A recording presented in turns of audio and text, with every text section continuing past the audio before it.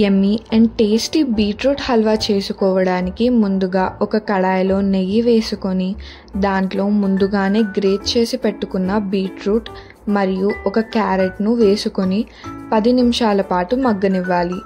దాని తర్వాత 1/2 లీటర్ పాలను పోసుకొని ఉడకనిచ్చుకోవాలి. దాంట్లోకి 150 గ్రామ్స్ ఆఫ్ షుగర్ వేసుకొని కలుపుకోవాలి.